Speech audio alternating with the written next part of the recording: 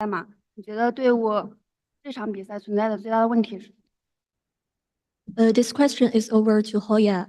Sorry for the loss today. So what do you think is the biggest problem for this series? Thank you for your question. I think the biggest issue is that this is our first match on the stage, especially on the international stage. So I can see my guys a little bit panicked, but it's okay. I think for the next match, it's going to be much better because we couldn't show our game today. So see you next match. 首先很感谢你的问题。我觉得可能今天对于这场比赛，我们最大的问题在于，这是我们的第一场比赛，在这个舞台上，也是我们的第一次国际比赛。所以对于可能我们的很多队员来说，会有一些紧张的状态出现。但是我也相信，在我们调整过后，会有个更好的状态。希望在下场比赛可以表现得更好。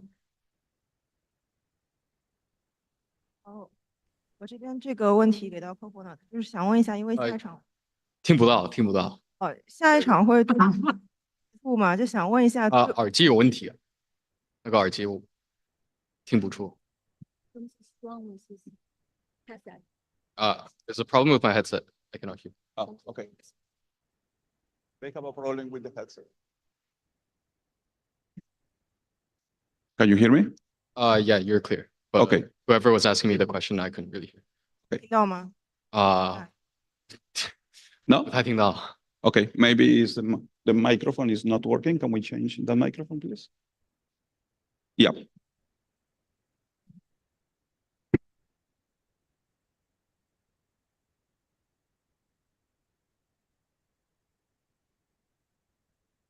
Pause. 现在能听到吗？很小声。现在能听到吗？可以，可以。那我大声一点。好。就是想问一下，下一场打极兔嘛，生死战，然后但是我们还是有机会的。你觉得队伍和自己有哪些地方需要调整？感觉我们上场的那个状态，感觉我们就不像我们第一赛段的那个上台的气氛嘛，或者什么的。我感觉我们调整自己的心态最重要，然后就兴奋一点吧，因为拿到可以上到世界赛打比赛。This question is over to Coconut. It's gonna be the do or die match against G2, but you still have the opportunity. So what do you think you need to adjust for both your team and yourself? And Coconut answer is, I feel like our form was not as good as we do in stage one. We don't have the vibe at that time. And I think all we need to do is to adjust our mentality and to be more excited on the stage. You know, it's very hard to have the opportunity to play on such a big stage. Thank you. Next question. Hello, my name is Sierra Zobi, freelance esports commentator. The question goes over to the coach as well. It's very similar to the last question. You said you guys were just getting the dust off for the international stage, and now you have to go up against G2, the #1 seed from Americas. How do you feel about them as an opponent? Did you get to catch any of the PRX game? And what do you think about that upcoming match and opponent in particular? I think since it's do or die match, this is what we get used to play before. It's like honestly, I think it's going to be way more better. I have this feeling because right now we have nothing to lose. We already show our worst game ever on the stage, and I hope we just adjust some things that we couldn't show today. And I wish it's different XLG, and I wish you guys have a chance to see it. Thank you. Yeah, small follow-up on that. I think Zekin in his post-match interview said that you guys play more standard actually compared to like Wolves compared to Billy since they had to go through the Chinese gauntlet. Do you view your play style that way, or how do you view it in particular? I think sometimes we try to play more clean, and maybe sometimes it's not good for us, especially now because we play with a sub. Midi is a sub guy, and since he has a crucial role, also we have like some communication issue because he cannot speak English, and him and Rargil like literally cannot communicate, and it's just unlucky that this happened. But it's okay. We take it. This is not an excuse, and we'll see how it goes later. Thank you. Happy birthday and good luck in your lower bracket match. Thank you. 好，那我们接下来给到线上媒体进行提问。第一个问题给到赛高。这个问题提问到 V 外选手，那这是你们第一次站上国际舞台吗？那有没有和预想中不一样的地方？然后在赛前的准备上和心理上，觉得最大的难点是什么呢？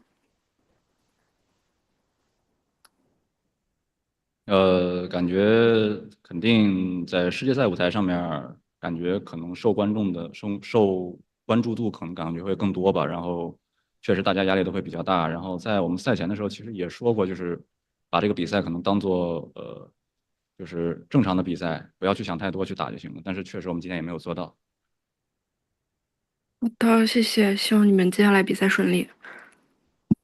This question is over to Viva, and this is your first global stage. And what do you think is the difference between the things that you expected before, and what do you think is the biggest difficulties before today's matchup, and when you prepared for that, especially for the mentality things?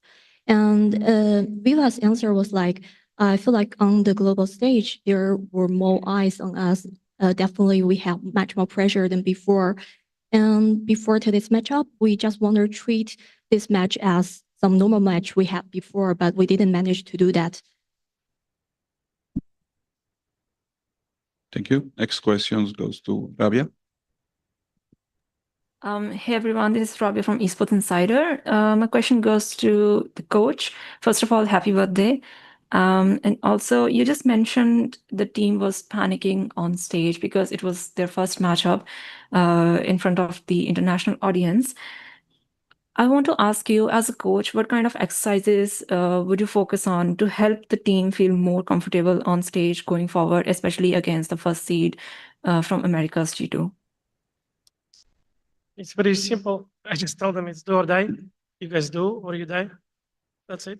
There is not a big talk about that because you already can see that it's not us. It's not real XLG. And this is going to be maybe a last chance to show ourselves that we can beat good teams, international teams. Perfect. Thank you so much. And best luck for the next game. Thank you. Next question goes to Jeffrey. Okay, can you hear me? Yes. 好，这里是魔鸟百科吴瑞轩编辑组。这个问题来自于 XLG 哈尔滨线下观赛派对，也是他们旅途开始的地方。那么这个问题给到侯威尔教练。So this question is from the XLG watch party in Harbin, where their incredible journey starts. And this question is for 侯威尔。郝博雅，这个问题我已经问过 BLG 的贝尔教练一遍，然后我也想听到你的回答。那么在这次多伦多大师赛使用的版本是太湖削弱之后的版本，而在第一赛段你们也经常使用太湖，你认为这个削弱是否会对队伍产生一个很大的影响？So Havoya, I have already asked this question to Bale from Bilibili, and I will also like to hear your answer as well. So we know that Taeho was already nerfed in this patch for Masters Toronto, and you picked Toronto frequently in stage 1. So do you think this nerf has a very big impact on the team? For us, I don't think it has a really big impact because Teja was here just for like whole stage and that's it. We used to play before, even with Teja better. But I think Breach nerf disturbed us a little bit more because no one could expect Breach nerf, especially like those 2 milliseconds, 0.2 milliseconds stun nerf that actually makes difference. And like in total, like I would say Breach nerf is way more affected us than Teja nerf. Thank you. 我认为其实太湖的削弱对于我们整个的发挥和表现来说，并没有非常非常大的影响，因为我觉得可能对于很多版本来说，确实都会存在削弱的一个情况，而且包括现在可能对于一些时间上的把控，比如说这种0.2秒的一些区别来说，我觉得对我们影响不是很大，但是我觉得可能对于铁壁的削弱来说的话，对我们的影响会比太湖要更大一些。好。感谢，然后也祝你们接下来的比赛一切顺利。And thank you, and I wish you all the best on your upcoming matches. Thank you. Next question goes to Henry Boyle. Hi there, Tenrek Independent. Of course, you guys are going to be facing G2 next. This question's for Hoya. And there are a lot of parallels with G2 that XLG hold going into this matchup. Obviously, in your debut year of Ascension, there were high expectations going into this year, and you were able to meet them by the end of stage 1 off of really great mechanics. I'd like to know if there's anything you've gotten to see from G2 in particular that you really admire and that you as a team would like to, aspire to reach going into your second year of franchising in VCT.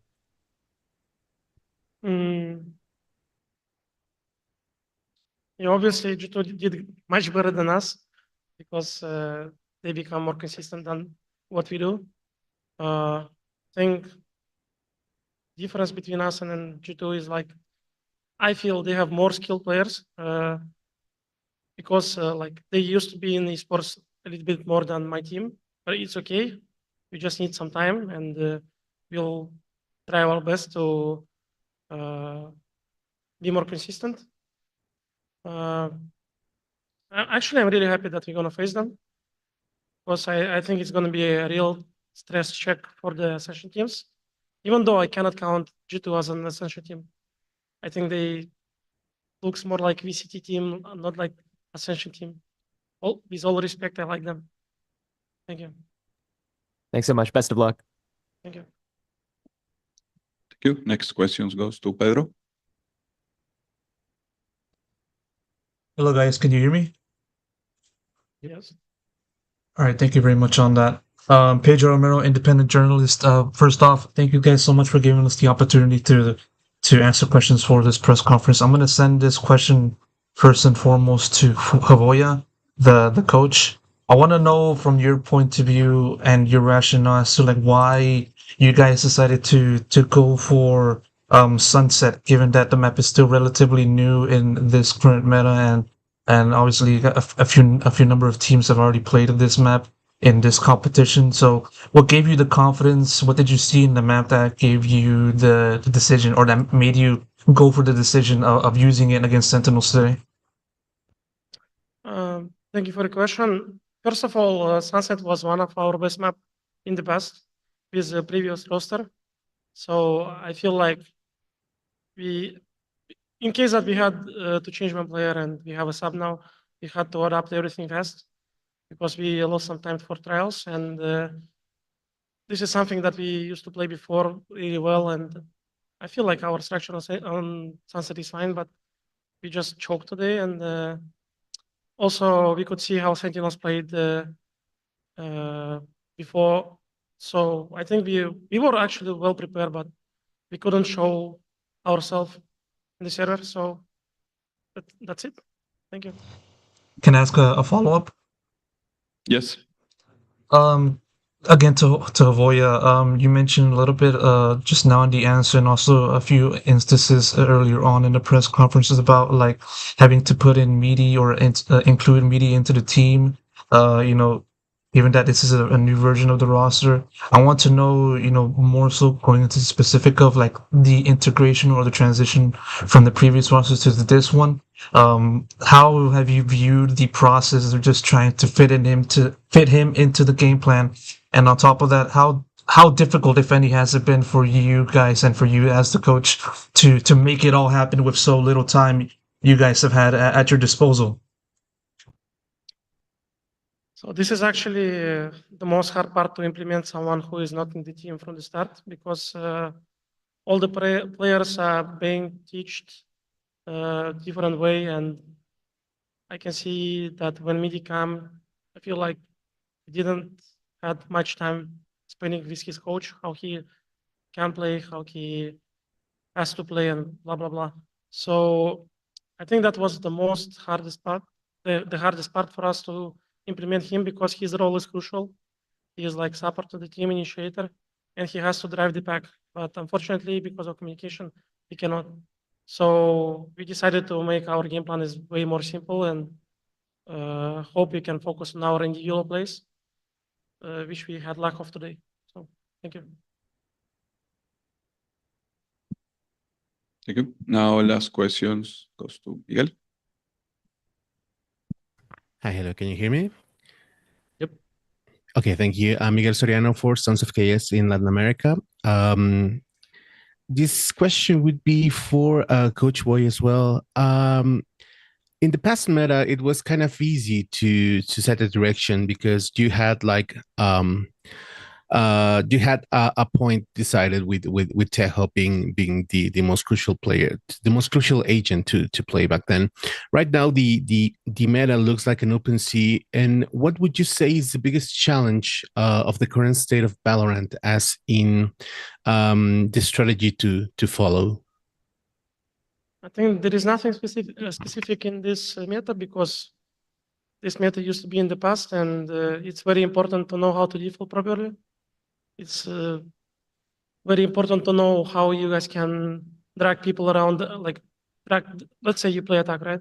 It's really important to know how to drag people around the map, and communication skill and individual plays really matters now. Comparing to Tejo meta, because with Tejo meta you had to play slow, wait for your cooldown, rockets, and blah blah blah, and just get better executes. So now it's like you just try to drag people around the map, then you try to find weak side and just entry. And yeah, that's it. Thank you. Thank you. Pedro, do you have another question, or you have? Yes, I do. Okay, last question, please. I'm gonna send this one over to Rarga. Obviously, this marks your first time appearing on the international stage. I mean, I want to know, just for you, how was the experience? Just to get the debut jitters out of the way. What was the experience? How have you viewed the crowd, the atmosphere, and just having to play with that? And how does that kind of differ from competing in the domestic side? Thank you for question. I think international stage is very hard. I have not shock. I have a big pressure to compete with it, but I'll try my best to fix this. I think that's it. Thank you so much. XLG, thank you for being here, and good luck in your next match. Thank you. Thank you. Thank you.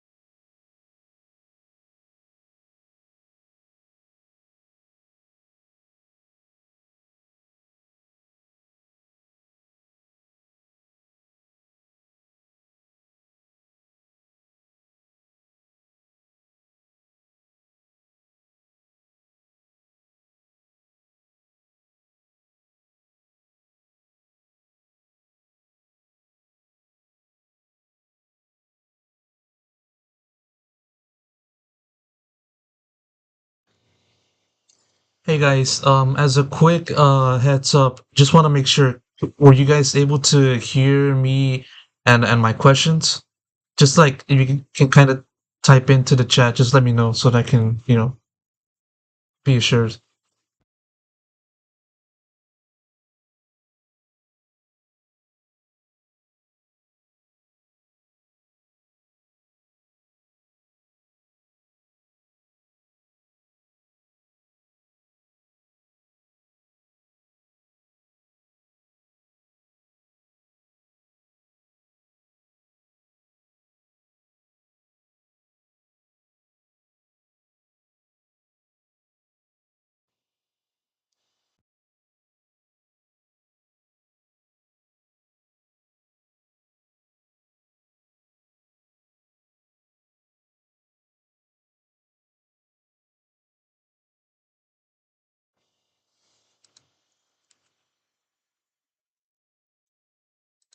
All right, perfect. Thank you guys very much for that.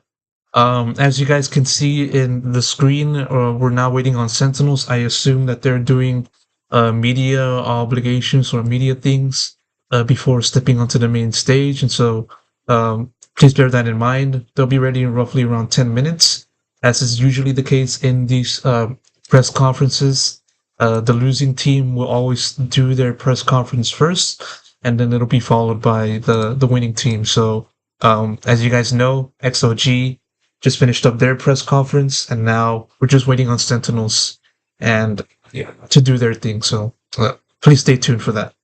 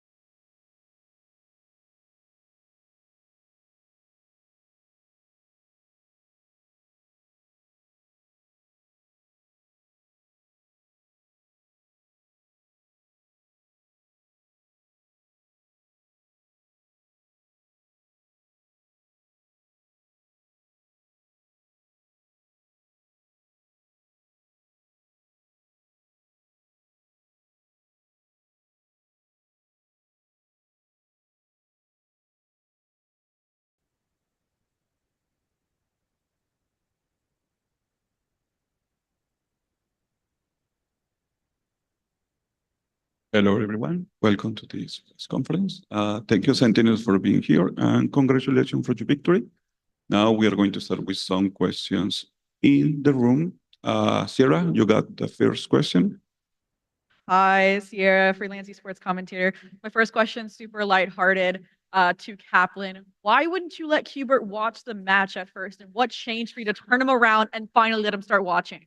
I had the shield. This hat's here to shield his eyes. That's one reason. I just want to make sure he only watches good things. He's been good to us, and I'm trying to make up for how I've treated him in the past by giving him a very happy life. Amazing. And the next question on behalf of the Val comp subreddit community goes to Zelsis. Sweepa BB had some really heartful words for you the last Wolves press conference, talking about how you were really nice to him and helped him a lot on this event and going into his matches. Do you have any message for him and the rest of Wolves now that they are also in playoffs with you? First of all, I'm glad he made playoffs. I love them. I think they deserve it for sure. And then next, we just have to make sure we win and make sure they win too. And then, we can play again and it'll be fun. So I think I'm very excited for that if it happens. Thank you. Next question.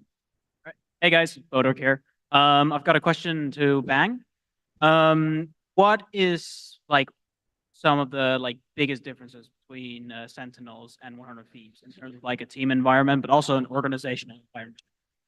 I mean, it's just there's such big differences. I think the way we approach practice and our main priorities in practice on what we want to improve on. I don't want to speak too much about it for their sake, but and for our sake, but it's just completely different the way we approach the game and what we value the most in prep for matches, in just the weeks of practice, in the normal season.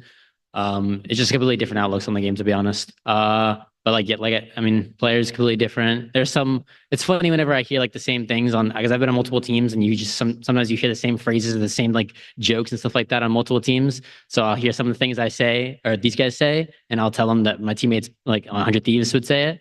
And it's usually pretty funny. And what is that? I mean, it's just honestly it's very different. It's the two teams are just so different. It's hard to just compare them. All right. Thank you very much. Next question. Wagwan Sentinels. Wagwan Shade. Hey, my man. Nice to meet you guys. I'm Ravish. Ravish. Not gonna say where I'm from. But real quick, I want to ask a question to Zekin. Zach, have you had a Jollibee here? You like it? You don't like it straight up? It's bad, bro? No, I haven't had Jollibee here yet. Oh, okay, that's fine. Is it good here? Is it better than? It's pretty good. Okay, I'll give it a try. I mean, you should. But so, what'd you eat this morning to make you look this good, bro? What's going on? I had a banana. Just a banana? Yeah. Banana and coffee. Yeah. No milk in that coffee? There was some milk. Sugar? What was it? 1 cream, 1 sugar? Something like that. Nice. Thanks, Zach. Thanks, man. Hello, Gabriel Noda from App Trigger. So my first question is to John QT. As the IGL, how has your playstyle and team strategies adapted with the new roster since the last Sentinels Masters win? And what are your hopes and expectations going into playoffs? Thank you for the question. I mean, obviously, 2 new players and a new assistant coach. So, yeah, kind of how Tens and Sassy wanted to play is very different from how Nerit and Bang wants to play. So I had to adapt to that and kind of get used to their tendencies and make sure they're in the right spots to shine. So yeah, and overall, we still have our core. I'm still working with Kaplan to kind of just adapt to the meta and strategize and have the right game plan and stuff like that. So I mean, the transition was very easy. As you can see, we're doing great. And yeah, obviously the goal for Toronto is to win it. Very happy with the win. We're in a good spot and looking forward to PRX. And my next question is to anyone who would answer, but I have a quote from G2 because early in the press conference, we talked to them and they talked about Sentinels. And I want your guys' reaction and anyone can answer this. So I asked them who they expected to see the losers bracket next, and they said, and G2 Valen said, "Give me Sen, just let me eliminate them, and I'll be happy." What are your thoughts on that comment? I'll take it. I'll take it. I think G2 are very good, and I hope that they have a great rest of the tournament. What do you think, Celsius? I think G2 are horrible, and the fact that they lost to Paper X is embarrassing, and I think they need to be eliminated from the tournament. I don't even think they should be allowed to play their elimination game. Just send them home. Thanks so much, guys. Hi, guys. Congrats. Commend here. I just wanted to ask, sorry, I'm going to mention G2 again. They beat you in the final of the Americas stage, right? That was a sad day for you guys. But with hindsight, they came in cold, lost today. You guys had a few matches, less pressure on those, and you came in warm and dominated this game. Are you not glad that you lost that match, obviously, but do you think it was good that you had those matches to warm up? I still can't get behind saying I'd rather be not first seed. I still think, especially when they change the meta a lot with the tail nerfs, having that extra time to prepare is big. Yeah, and I think that is an advantage, but it definitely helps. And in G2's case, when you're a little bit nervous or shaky on a stage or just unfamiliar, I think Paper X are probably a really hard opponent with their playstyle to play in that situation. So feel for them. That was a bit of a tough spot to be in. Great, thank you. But I'm glad they lost, just to be clear. Yay. Yay. All right. I have two more questions. One, anybody on the team can answer, which is kind of on that topic of your next opponent being PRX. Last time you met was in your lower run, right, in Masters Madrid, where you beat them and then went on to win the event. How do you feel about their current form, especially their match against G2? And what do you think of the differences with the addition of Patman? They look great. I think the addition of Fatman has stabilized them a little bit. I think they're a little less crazy than they used to be. You know, they're still the same old good Paper X. You're going to get a lot of fun gameplay, but I think there's a little bit more control in what they want to do and a little bit more intent behind everything. But they look really good. Amazing. And then the second question is also from the VALOComp subreddit community. First off, they said congratulations on moving up to the upper finals or semifinals. You played all the China teams to get here and familiarized yourselves with the China's playstyle as a region. What were some of the key similarities and differences between playing against these teams? What aspects of their playing style between Wolves, BLG, and XLG challenged you the most while playing the game? Anyone can answer, but maybe John QT as an IGL could be a good perspective. Yeah, definitely playing Wolves and BLG prepared us well to play against XLG. At the end of the day, it's the same region and they kind of have the same play style where they're like very aggressive and individualistic. I feel like out of the three, Wolves was more structured, in my opinion. I think XLG kind of had some nerves, and it was kind of their first time to play international, and they didn't play the group stage, so it was definitely difficult for them. But at the end of the day, like, it's really easy to like watch, even if you don't play a Chinese team before, it's really easy to watch a VOD and kind of like familiarize yourself with what kind of fights they want to take and what kind of like game plan they come up with. And yeah, we made sure to like prep well and obviously worked out well. Perfect. Thank you. Good luck. Thank you. Hi, guys. This is Jacob from capital S esports.com. You guys have now defeated your third opponent from the Chinese region. My question is, how do you think the Sentinels team would perform against the reigning champs EDG and their fearless leader, Kang? I want the final boss, Kang. Thank you. Now we have two questions from fans here in the room. Hi. Oh, there we go. Hi, my name's Blue. I wanted to know if there's a specific team that you guys really want to play while you're here, or if you're just kind of down for whatever comes up. Anything. I just want to play more Valorant. I mean, I hope we play all regions, to be honest, and just have like defeat each team in every region, hopefully. So like definitely APAC is next, then EMEA and Americas. But I don't know if G2 is going to make it, so we'll see. Thank you. We have another question. This question's for Zelsis. Do you think you sold more bundles this year or last year? Or you think you're slacking this year? Last year for sure. Bro, I had 10s last year. I didn't even have to sell the bundle. And he aced his first round back in the international stage. He made my life easy. Thank you so much. Now we are going to take some questions on the call. Rabia, you go first. Thank you so much. Congratulations, everyone, on the win. My question goes to Zelsis. You said the fact that G2 lost to PRX, they should not even be allowed to play an elimination match. Can we see a clean 2-0 from you guys against PRX then? Hey, I just did it for the banter, okay? I do mean it, but I did it for the banter. We could get OT'd by PaperX as well. I'm not stepping on no toes, okay? PaperX shows up and they decide they want to be King Kong of Valorant. So I need to, I'm going the humble route. We just need to make sure we show up and it should be a fun series. Perfect. Best of luck. Thank you so much. Thank you. Thank you. Next question goes to Arnab. Hey guys, Arnav here. My question is for Cap. Hi Cap, how are you doing? First of all, congrats on the win. My question would be, a lot of talks have been about the new meta without Teho, but personally, I think that this is the meta which was before Teho, including Vice.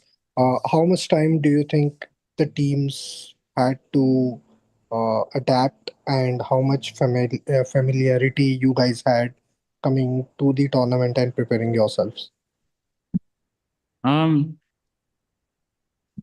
Yeah, I think for the most part in this game, the maps dictate how the game plays more than the agents. I think there's exceptions to that, like Tejo and Chamber, where they come in and they're incredibly strong and they shake things up a lot. So it's definitely, I'm having a lot of fun right now because I feel like there's a lot of options on what you can do. Eyes is strong and we get to see what she looks like without Tejo around, but you don't have to play her. I think it sounds like a lot of work to switch off Tejo on a lot of maps, but because of what I'm saying, I don't think it's been too bad. And I think so far you're seeing a lot of teams playing comps and ways that they played before the Tejo meta, like instead of just some other brand new thing. And I think I like it. I think it's made the tournament a little bit more. I mean, I just enjoy it. I feel like the games are tighter and it's not like huge curveballs left and right because of it. Thank you guys and best of luck against PRX. Thank you. Next question goes to Pedro. Hey guys, can you hear me? Yes. All right, perfect. Thank you guys so much. First off, as everybody else has been saying, congrats on the victory to Devi and moving on to the next round of playoffs. Oh, by the way, Pedro Romero, independent journalist. I'm going to send this question over to Kaplan. Golden Boy asked Zeus the question about comparing like the three opponents you guys have had so far in this competition, all of them being from China. So I'm going to do the good old fashioned copy and paste, but more so like in a different kind of direction. I want to ask you as the coach in terms of specifics, what has been the biggest differences that you've seen in terms of like preparing and facing against these three Chinese teams? What has been the biggest thing that stood out to you as the coach, and how have you helped the team kind of move around or navigate through such game plans of those opponents? Yeah, I mean, first of all, I think John answered it really well earlier. I think a couple of years ago, China was seen as a very kind of scrappy region with a lot of wild play. And from my experience with Billy and Wolves this tournament, they've been really structured and I've been really impressed with them. And I feel like the region's grown a lot strategically. I agree with John that the Lai Gaming were more individualistic and scrappy. And I think part of that's nerves and also just from watching them back, they tended to, it looks like from VODs, they like to play a little bit more kind of like throw you off your game, do more gimmick strategies, just catch you out. And yeah, in terms of preparing, I think it's been mostly focusing on ourselves. I think everyone's done a good job stepping up. And I also want to shout out Gunter, where like it's hard to find the time and justify the time to go back and watch very old VODs from a team and try to guess on how they're gonna, how they're gonna look based on how they look before Tejo. But he really took the extra time to do that, for example, with Lotus. And it makes us familiar, even though the comp looks new when you just look at the past few months of them playing. Thanks. Next question will go to Harry. Thanks. Hey guys, Tenrek, independent. Congrats on the win. This question's mainly for John, but Narrate's free to answer as well if you'd like. It's a bit of a piggyback off of Arnab's question about, the changes with Tejo to the meta in general. Obviously, the initiator role took the biggest hit on that, and whether it's comfort or not, Sentinels have made notably unique choices when it comes to initiators on some maps. You guys are the only ones who have played Fade on Sunset. You guys are the only ones who have played both Breach and Sky on Split as well. When it comes to clearing, especially where Yoru has been so prevalent in getting in early for fights, and lurking has also been so prevalent in hero moments for rounds. How has the information game changed or sort of reverted, I guess, with Tejo's absence here in Masters Toronto? I feel like Tejo is definitely overtuned. A lot of people talk about the missiles, but I feel like his drone was really broken. Covered like the most space, and it was really hard to break. And I feel like it made the game very easy. And now it's way more complicated, and you have to have a better understanding overall. and make sure you're smart with your util. So for us, like regarding Fade or Sky, we just felt like that's a good fit for the map. And like me and Marshall are pretty flexible. We can play any initiators. So the goal is to have a proper comp with the proper strategy, and that's why we chose those. Thanks so much. Best of luck in your next match. Thanks. Next question goes to Miguel. Hi, Miguel Soriano from Sounds of Chaos in Latin America. Congrats on the win, guys. My question would be for Celsius. There's a bunch of people that always like to discard Sentinels on an international stage competition. We know a bunch of that. But MIBR not being MIBR this tournament, and G2 falling to Paper Rex, and you guys being the most consistent of a region in Americas, what would be a message that you would give to the people that always have been having this faith in you that you can make it? I mean, it feels great. Like people that believe in us, whether it's good or bad, you know, sometimes the best ones are the most mean ones, but it's fine. It's how life is. But I mean, to all the people who believe in us, we really appreciate it. We do notice it, and I don't have much more to say than that. I think every org or every team has their like diehard fans, but obviously I think Sentinels fans go way and above beyond, and we love it. We appreciate it. Thank you guys. Shout out you guys out there watching us right now. You know, appreciate it. Hello. Sen City is one of the best fan bases I've ever seen, especially being a part of it. It's a very, very humbling, very wholesome thing, I guess. And yeah, that's about it. Thank you.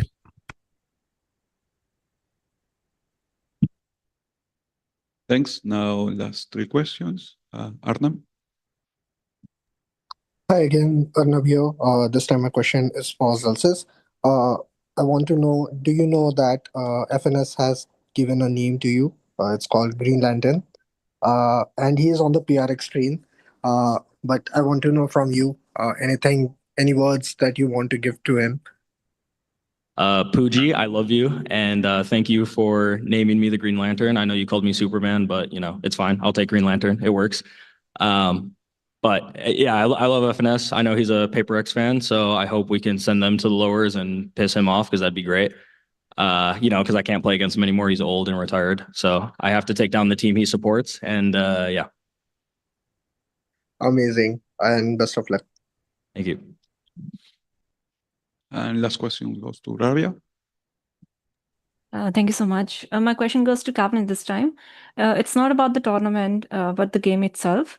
Riot announced a few days ago that they will be making changes to help players counter heavy util, such as Teho nerf, and then there was a small adjustment made to Beach Stun as well. And there will be more coming in the future as well. I just want to ask, what are your thoughts on these changes? And is there any particular thing or any particular change that you'd like to see when it comes to, you know, addressing the heavy util meta right now in the game?